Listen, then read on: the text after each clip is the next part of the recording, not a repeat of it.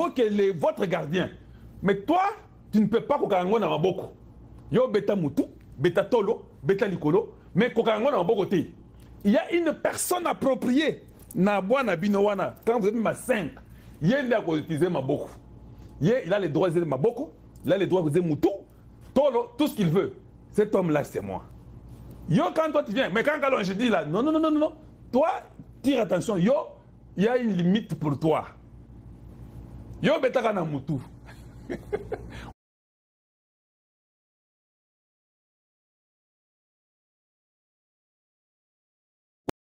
Qui aux ennemis. Tu as tout le droit. Je ne vous interdirai jamais de condamner et Tshisekedi et Mama Toulouka et tous les gouvernements. Condamnez comme vous voulez. Mais sachez seulement quand le dire et comment le dire. Parce que je viendrai après vous si le moment est mauvais. Si le moment est bon, je vais me taire, je ne vais rien dire. C'est comme ça que je suis normalement. Quand le moment est bon, tu dis, je m'en fous. Mais quand le moment est mauvais, tu essaies de toucher, je viendrai après vous. Dans les médias, je suis la personne qui n'aime pas toucher d'autres médias. Je trouve que chacun fait son travail. Qu'on te paye ou qu'on ne te paye pas, ce n'est pas mon problème. Parce que nous sommes venus avec des objectifs différents. Moi, je suis venu pour la République. Je suis venu pour que le Congo gagne. C'est le Congo d'abord. Toi, tu es venu pour que tu te retrouves, pour que tu aies un peu les foufous chez toi. C'est aussi différent. Je respecte son poteau. Et ça, mon ça là. Dans un boyauté, je dois payer. Mais quand vous touchez la République, je suis après vous. Et je vais venir après vous très durement. Théokani, hein? Voilà. Deuxième émission, Torobeta Masolowana. Ici, maintenant, rapidement, je vais d'abord essayer de vous montrer quelques événements, ce qui était arrivé à Washington. L'autre, là, ça fait dans un sens opposé. Je ne sais pas comment je vais faire pour vous. Et ça, oblique, je ne sais pas comment je vais le faire pour que vous soyez en mesure de voir ça. C'est très compliqué, mais on va essayer. Voyons un peu voir si je serai à mesure de voir ça et je vais vous montrer. Et ça, moi, oblique, mais toko zongi sango et puis vous serez à mesure de voir tout. J'avais pris les images au début, au milieu, à la fin et je voulais que tout le monde soit au courant. Mais ce que je vais faire, nakotia ou ya oblique wana sikoyo. J'aimerais que bo tia mato inabino et le komundele ou azoloba. Et puis je ne mettrai pas toute la vidéo, elle est longue. Je recorde pour 7 minutes. Je vais prendre le petit temps de début, vous écoutez, je continue. Donc, j'aimerais que tous les Congolais puissent écouter attentivement. Les gens étaient dans la salle, d'autres suivent, d'autres écoutent, d'autres n'écoutent pas. Mais vidéo écoutez, on va comprendre facilité. Mais comprenez que c'est ça, c'est pas un problème. Je reviens juste après cela dans quelques instants, d'accord? Merci à vous tous pour votre patience.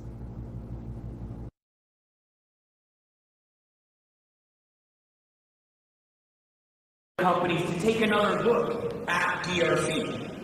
American companies are notoriously risk averse. They worry about investing in other countries. And so a deal like this could provide them with the confidence and some of the other things they need to be comfortable with investing in DRC, like financing, like risk insurance, and high-level support from the U.S. government. So what I would recommend to you, Madam Prime Minister, in your government is work hard, get that deal done, and I know there are other things that need to happen for that deal to happen, and then you need to make sure that that deal is fair to DRC, but that deal is special, and it will make the opportunity for investment in DRC special. And then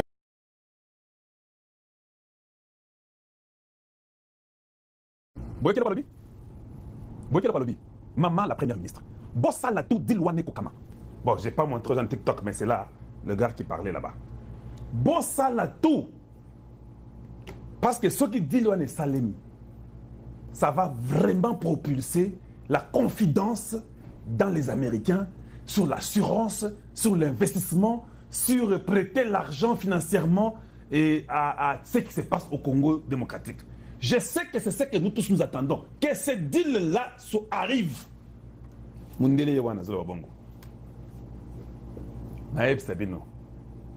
C'était tellement important que Mama Toulouka Zalawana. Mundela yebiki Mama Toulouka. Yondo yebite. Donc, comme Mama Toulouka est là, c'est elle qui représentait tous les gouvernements congolais et les chefs de l'État. Boyeki, Nazuka na salle, na télévision vidéo. J'en ai des milliers, ils ont parlé. Je prends seulement les extraits parce que je n'ai pas assez de temps. Bossa la tout, Bussonyon surtout, Nasuka Soloba. Nous tous, nous comptons sur ce deal-là. Et je sais ce qu'il faut qu'on fasse pour que le deal-là puisse arriver. Quand ça arrive, vous nous donnerez, nous Américains, une confidence incroyable. Nous voulons tous venir investir au Congo. Tout le monde sait sur la terre que c'est un pays qui a une attraction incommensurable. C'est 7 minutes. Hein.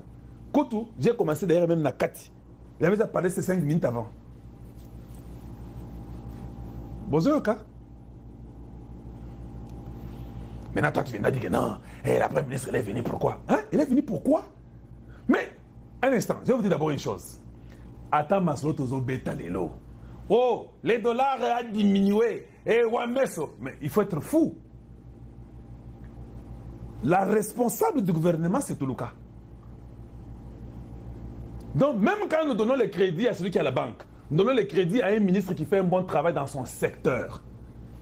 Nous donnons les crédits à moi d'invite avec l'armée à l'Est. Mais c'est le gouvernement Toulouka. Ça, vous oubliez ça? C'est elle qui est la chef du gouvernement. C'est elle. Donc, écoute, on a ce plat qui m'a cassé. Il y a des papiers qui ont été signés. J'ai des images sur les problèmes de gaz, électricité. Et j'ai vu les histoires de l'hôpital. J'ai vu, j'étais dans les salles. La salle là où on a parlé de Inga. Na Kotaki, na salle, il y a Inga, na Zoyo Kabazo, Beta Masolo, il y a Inga 3. Qu'est-ce qui n'est pas arrivé? Est-ce que c'est mauvais pour la République? C'est la question que je vous pose. Yo aussi au Moni Mundele aux États-Unis, à Vandi, du matin jusqu'à après-midi, Mundele en Bongo. Ayebi ke sika wande sika, ma ezo tolandi ango wana. Toi, tu peux être content que tu vois un blanc, tu ris et tu passes. Mais moi qui vis ici, dis, Mundele Oyo, il est là le matin, il est là dans l'après-midi, Azaka Wana. Donc, il y a déjà de bonnes choses pour le Congo. Maintenant, la question qui arrive, elle est celle-ci.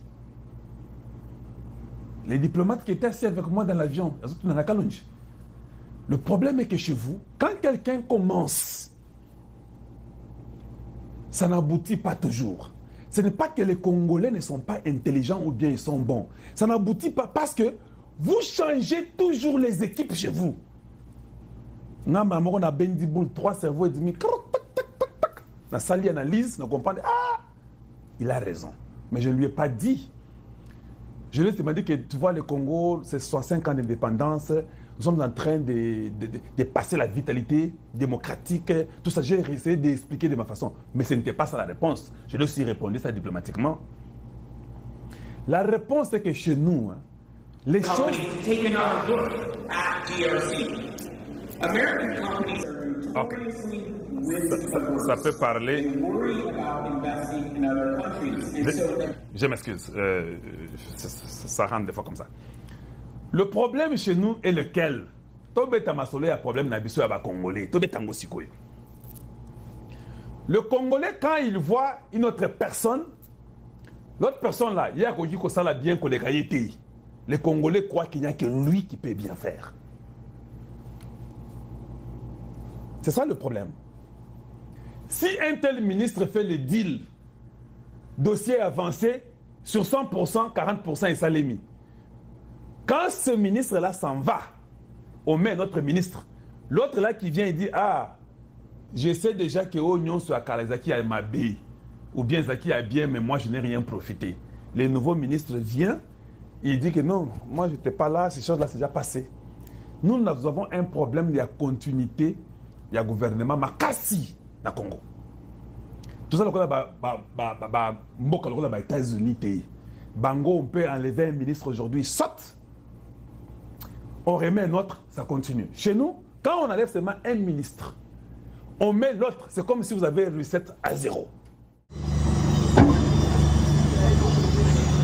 Bonjour, bonjour, bonjour Nabino Bandeko, à Congolais de partout.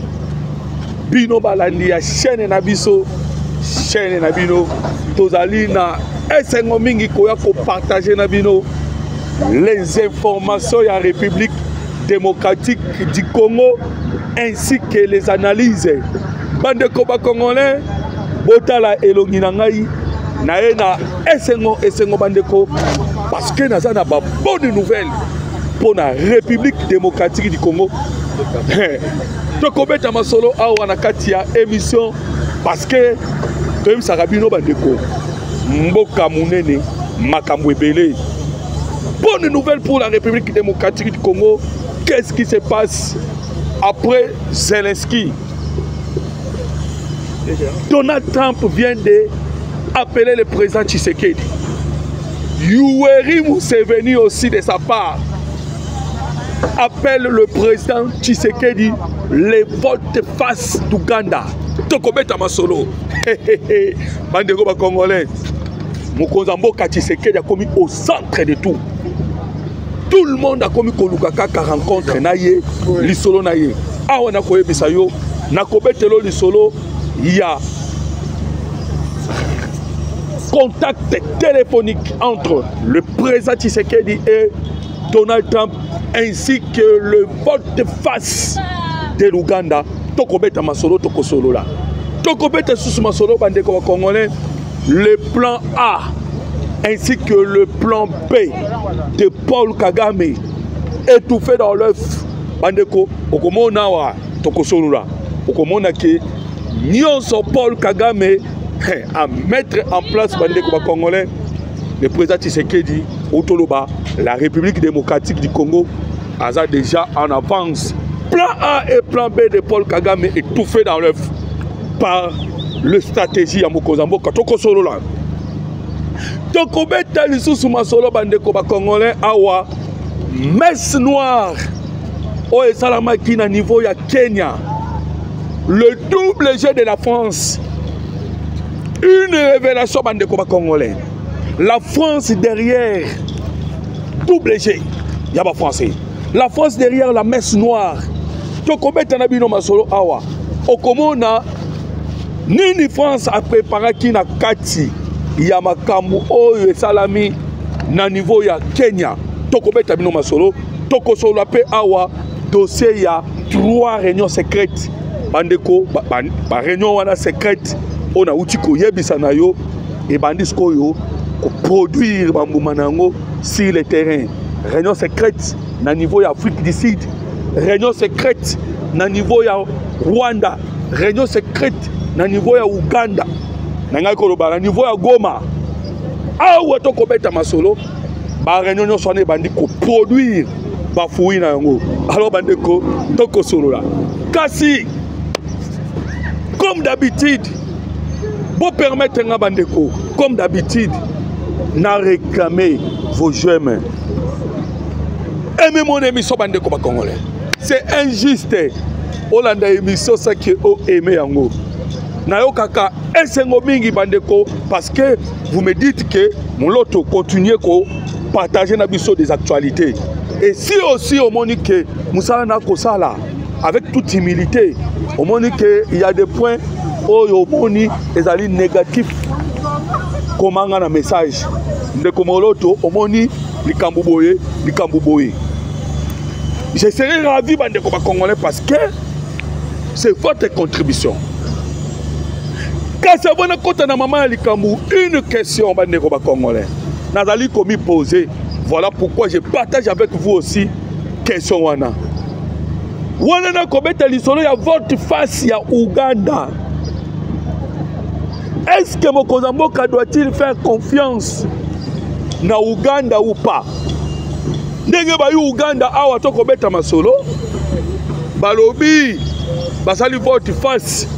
Lisolo na kobetela yo ezali makambo etali Lac Albert. Boyebi Lac Albert nde kaboli biso. Bayi Ouganda bayi négociation.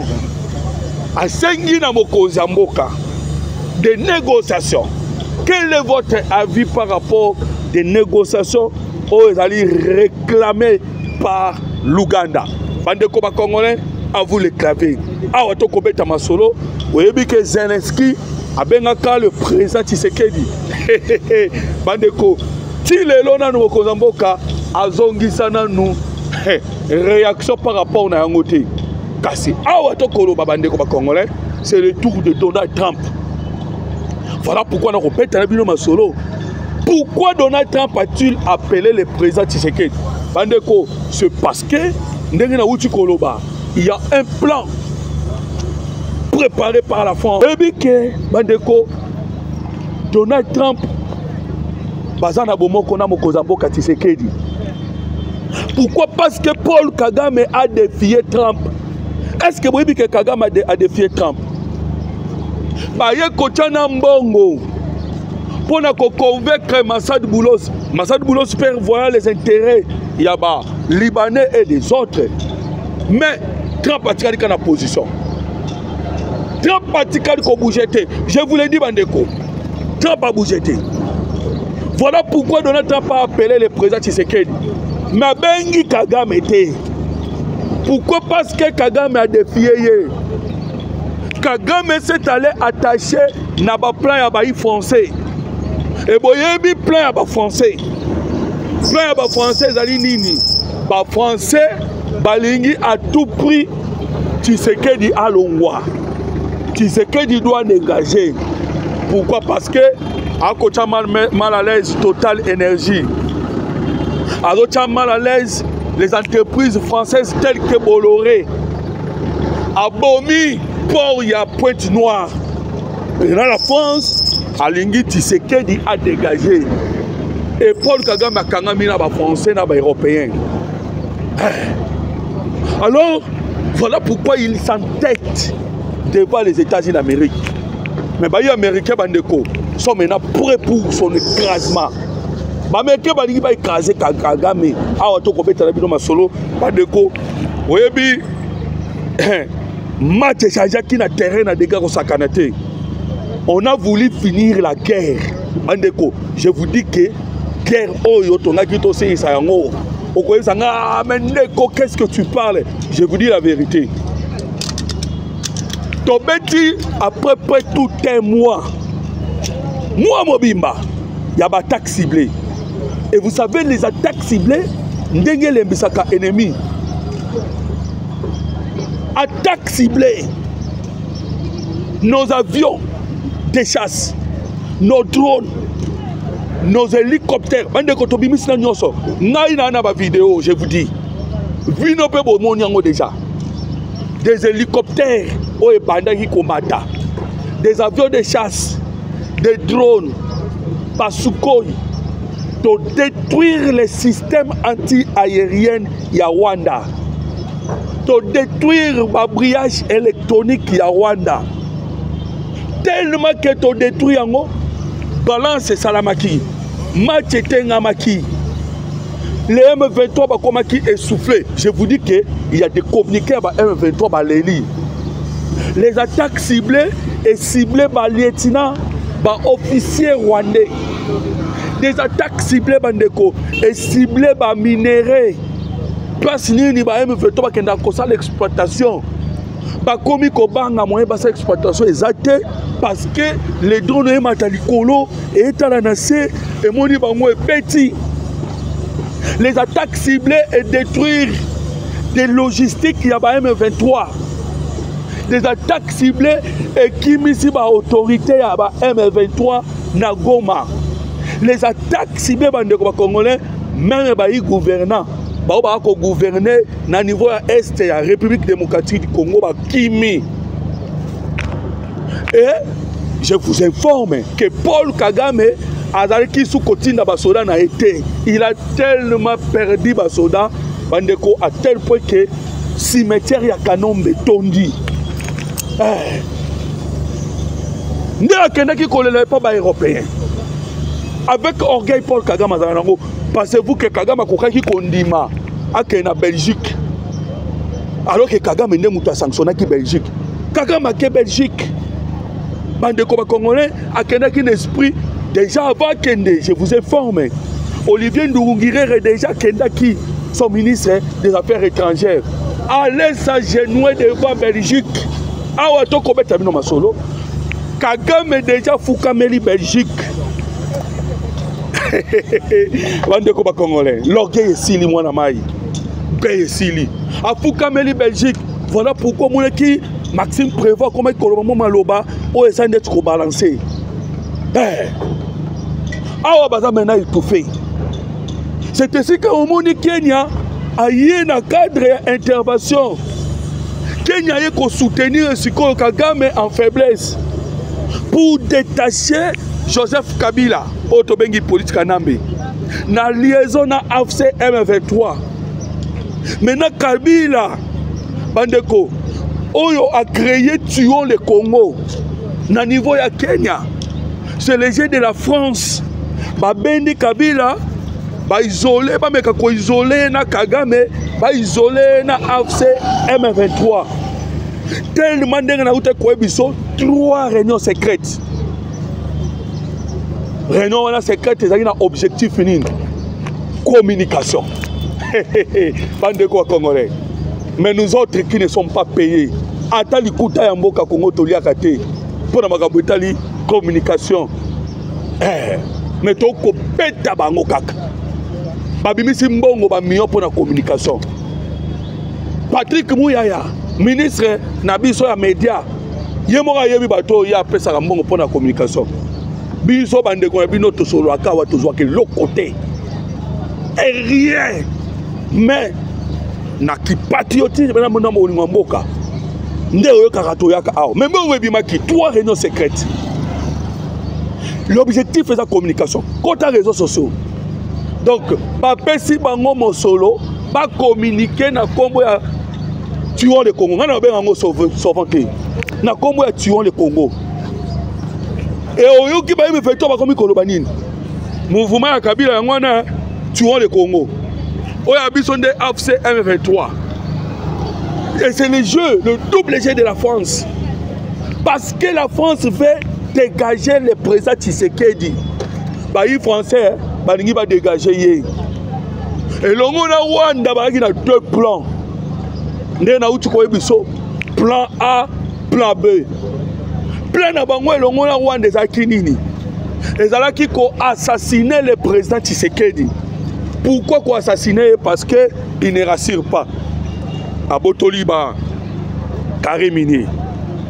À quel côté on a tout rapport à Banana, Ekoboma, Pointe-Noire, Ekoboma, Mombasa. Le tue. Allez, il va profiter de la minerai à Congo. Voilà, il faut lui assassiner.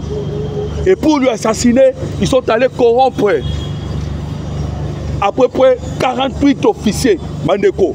Oui, je me suis étonné. Hein, pour ne pas comment les 48 officiers Oyo corrompus au Bakanga qui avec les tueurs qui avait un plan d'assassinat à Mokoza Mboka, bandeko congolais réclamé par la fondation Kofi Annan. Est-ce que vous comprenez cela, bandeko? Tellement plan échoué, babi bon. Le plan A et le plan B. Dans le plan A, assassinat. Dans le plan B, et c'est tout ça la guerre. Comme ça, avec la guerre, moi, a développé Kounezate. Tokobimisa Siko Katumbi Kabila. Tokobimisa Katumbi comme des opposants. Bataille sa population qui est pauvreté Zali. Pour affaiblir maintenant le gouvernement en place. Tout était très bien calculé. Mais, bah échoué déjà dans le plan d'assassinat. Bah échoué. Mais sur la banque, ce qu'on est allé dans le plan de guerre, on ne peut pas échouer. Voilà pourquoi je vous ai dit que le plan A et le plan B de Hippolyte Kanambe étouffé et du Rwanda, étouffé dans l'œuf. Tout étouffé en complètement. Et bandeko, malgré tous les mouvements comme ça là, mais qui est sur le terrain, tu sais qu'il dit, les lignes bougent. Dans la place sociale, les lignes bougent. Attends qu'on te dise ma capacité, mais les lignes bougent. L'objectif est Yangwana. Voilà pourquoi je vais comme ça la réunion. Vous verrez ces gens-là jamais pas critiquer Kagame. Et ce sont des Congolais. On va payer Simbongo. Mais les moyens de l'État pèsent pour financer aussi les communicateurs.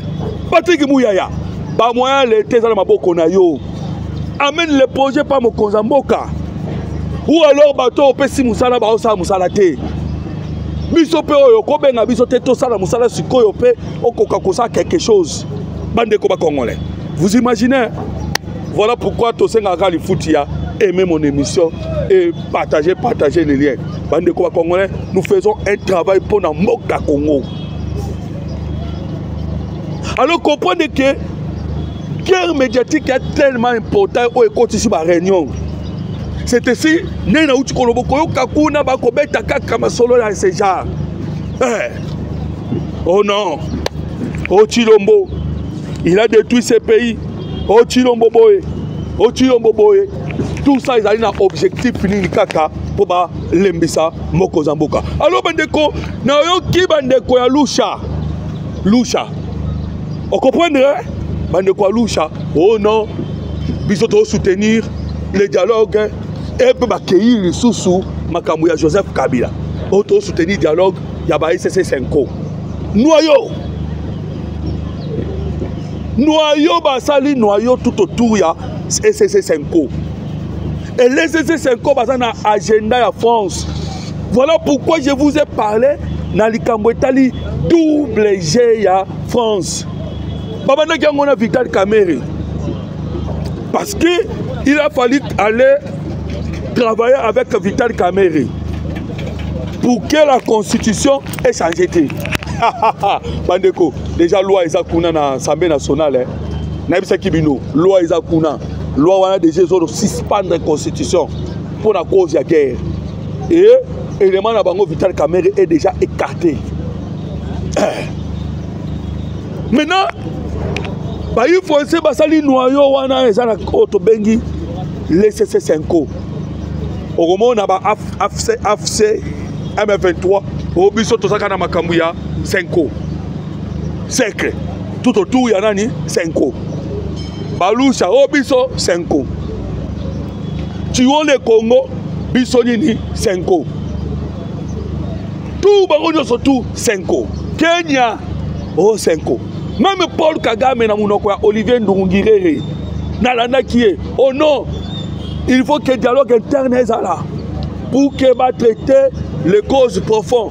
Et selon eux, les causes profondes, oh bazali na bon pour ça va traiter les alinini dialogue avec nani 5. Et 5 encore auto kobeta lisolo oyo batutu basali noyo tout autour da bango 5 wana bandeko ba congolais pour que ba mona Emmanuel Macron. Révélation et Bimaki. C'était Paul Kagame Moutabengaki Emmanuel Macron. Yamba Bango. Tango bazali kotambo na mukili mobimba. Mais bandeko, tous ces plans-là na uti koloba. Vous êtes déjà à l'échec. Kaka musala moko ezosenga bravoure na biso, c'est la guerre médiatique. Je sais pourquoi to kobeta masolo wana.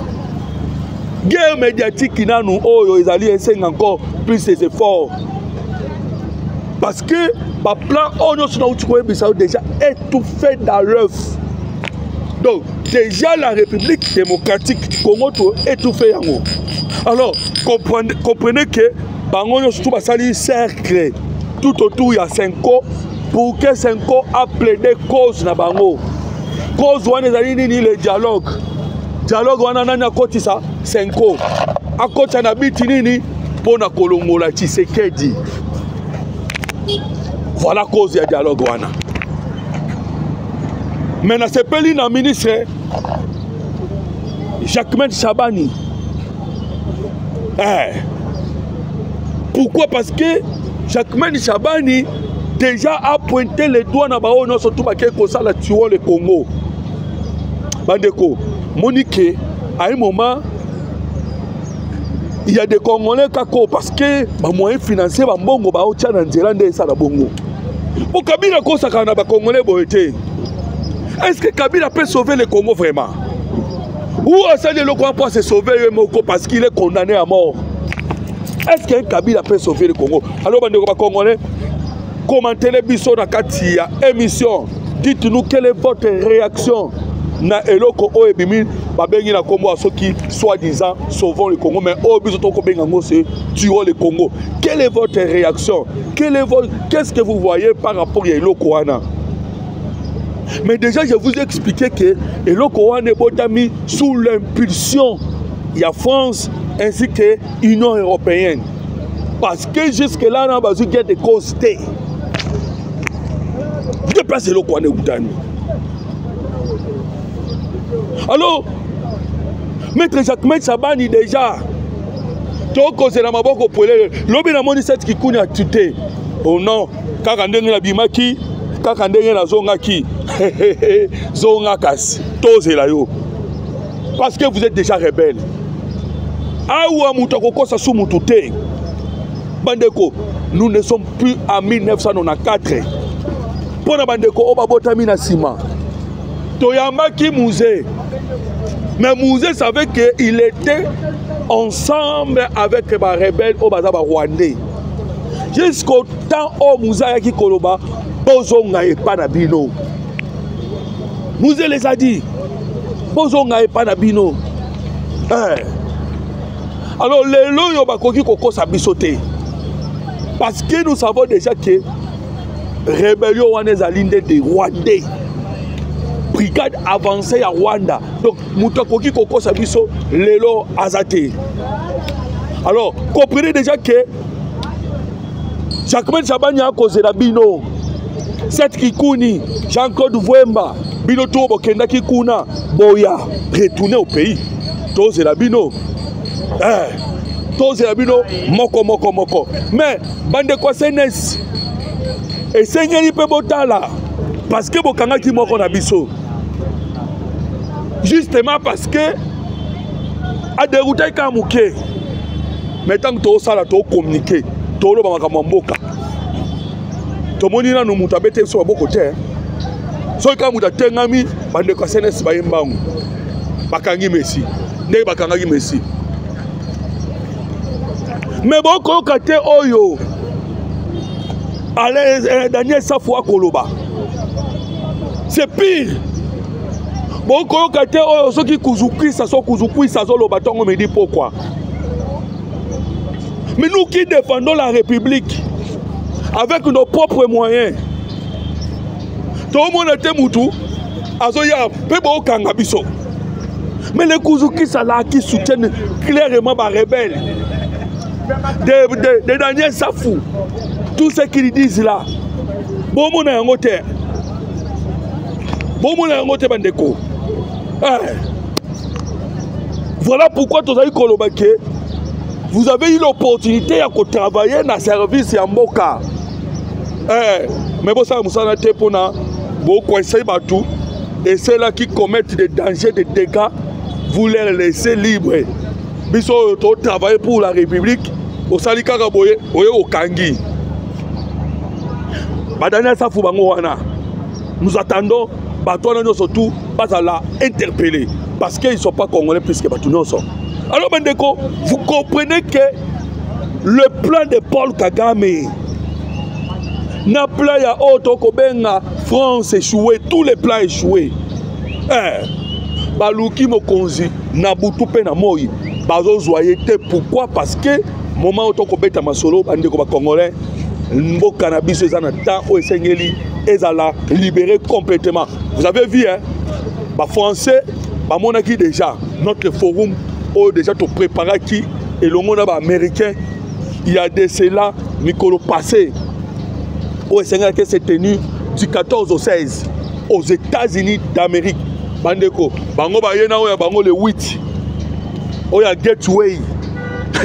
Mais tu comprends que o ya bango forum o basaki ya gateway ezaki nde ensemble bato basangana ki ya ba mafia pour na travail koluka ndenge nini simplement ya pillage ya République démocratique du Congo. Mais coup dire bazwa ki pourquoi? Parce que tant que États-Unis d'Amérique bandeko 200 milliards au États-Unis mesa.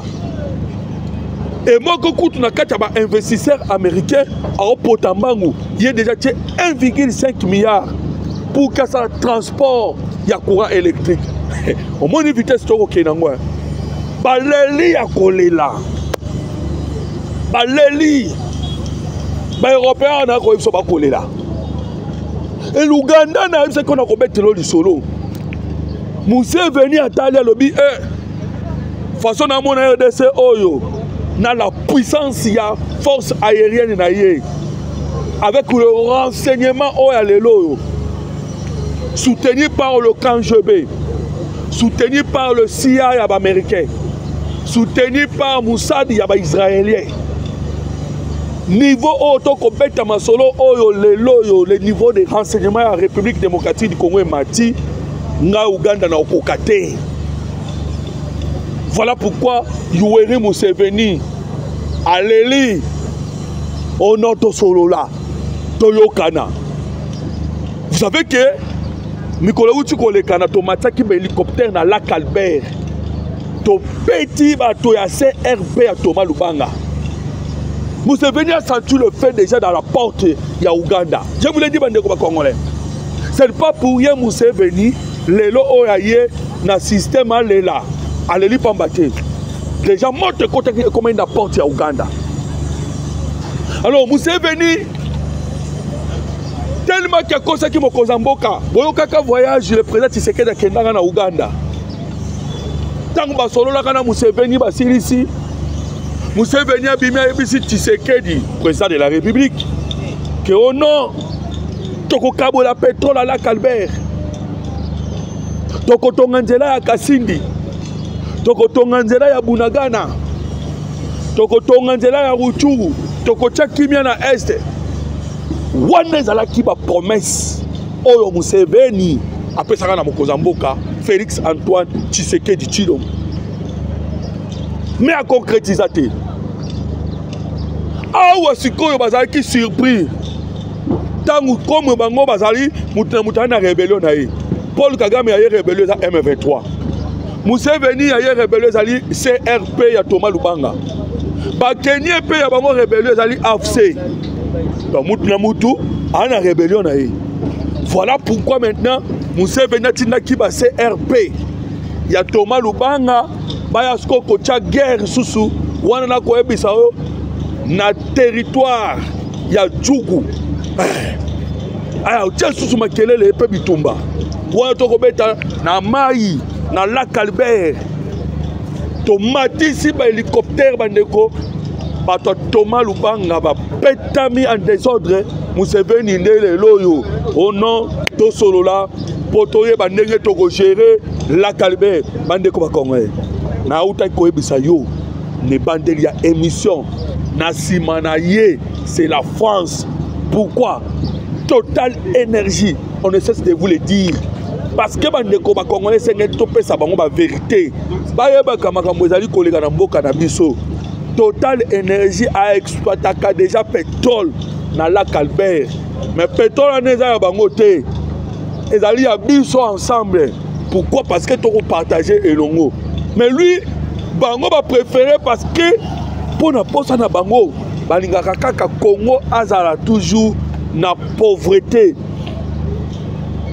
Ndo kaki une entreprise yo ye ko exploiter na mboka bato. OK le golobo.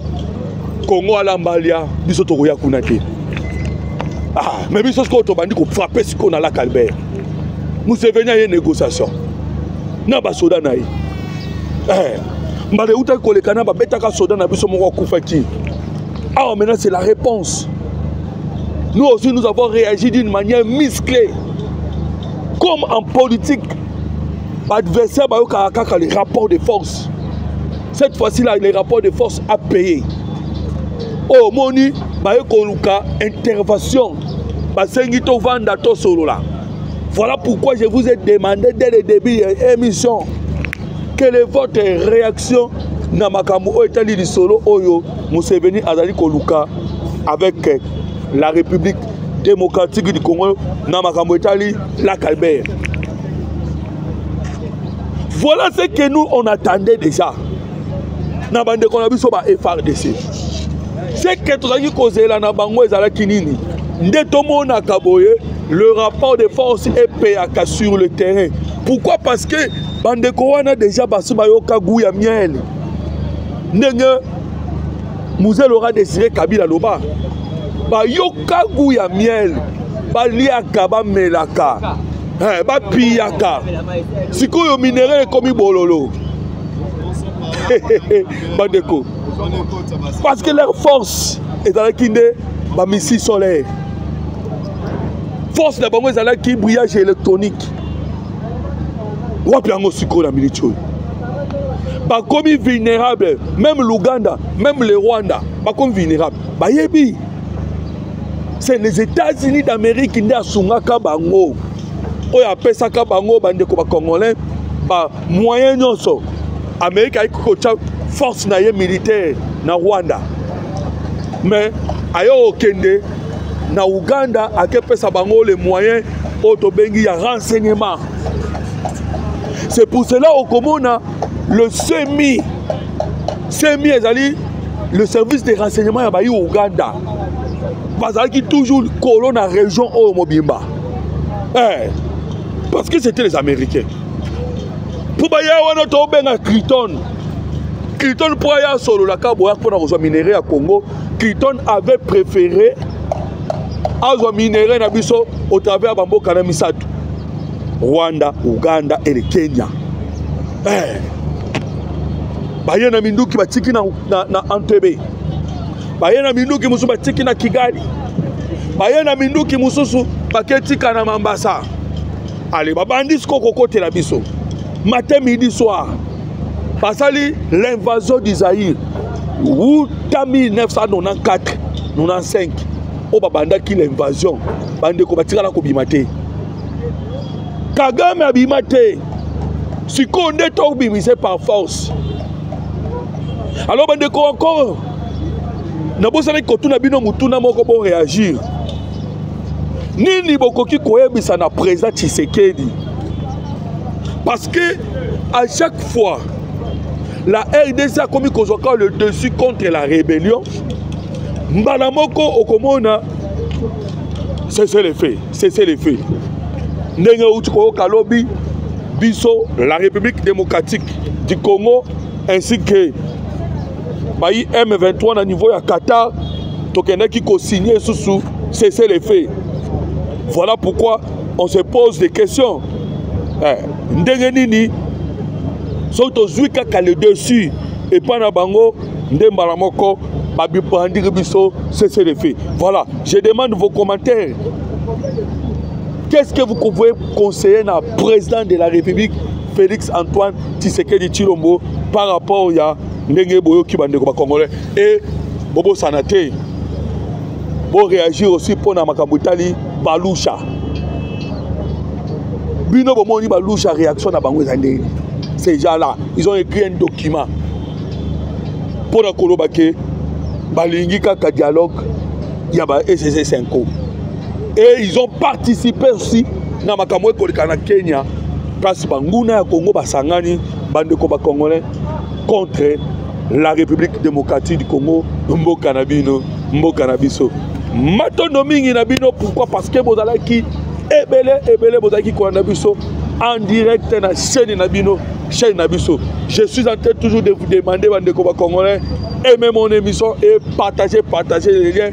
Rendez-vous lobby même chaîne. Numéro na biso téléphone sur plus 243 89 40 330 80 plus 243 89 40 330 80. Aimez l'émission et partagez. Que Dieu vous bénisse.